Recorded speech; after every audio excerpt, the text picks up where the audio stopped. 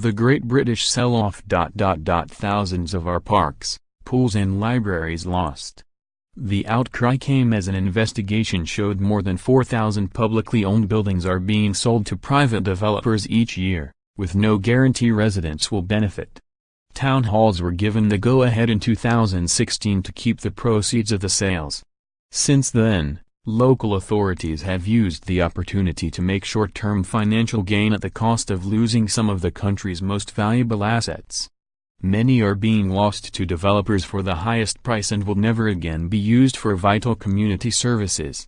Instead, they are turned into luxury hotels like the former Grade 2 listed Ealing Town Hall in West London and the landmark Liverpool Municipal Buildings, in public ownership for more than 150 years before it was sold to Singapore-based property firm Fragrance Group for £10.2 million last year.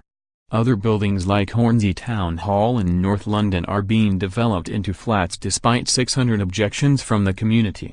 The findings are contained in a new report, The Great British Sell-Off, released today by the charity Locality. It reveals the results of a Freedom of Information (FOI) request made to England's 353 local authorities in January. The FOI findings, the only current indication of the size of the problem, show the consistently high number of public buildings and spaces being sold from 2012 to 2016. Councils in the Northwest sold 455 publicly owned buildings last year with another 610 registered as surplus to requirements. Authorities in the Eastern region sold 756 with 898 others under threat. In the Southeast 872 were sold with 592 set to go on the market in the future.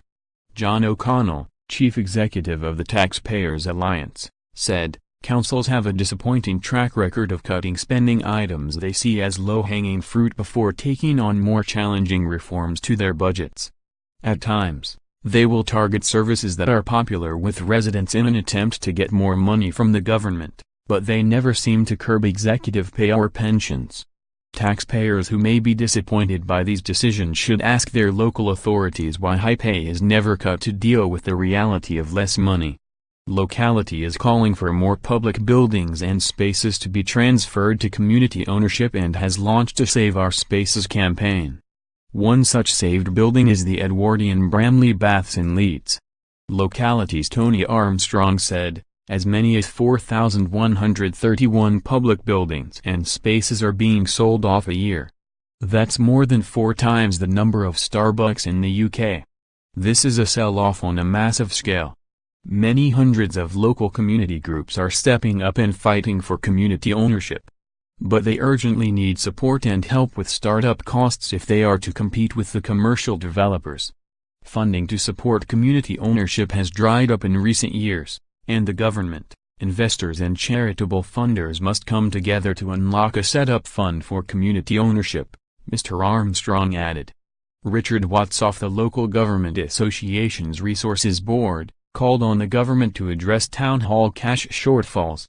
He said, "Councils take their responsibilities to maintain public buildings and the public spaces in their care extremely seriously. However, with local government facing an overall funding gap in excess of £5 billion a year by 2020, councils face difficult decisions about how best to use their resources to support local services, day-to-day activities and to protect public assets such as buildings. Before a decision is made to sell an asset, the cost of selling it versus the benefit it could bring is considered carefully. Councillors, elected by local people, understand the deep connection communities have with their public spaces and buildings. If we are to be able to maintain them and fund frontline services, the government must address our funding shortfall as soon as possible," he added.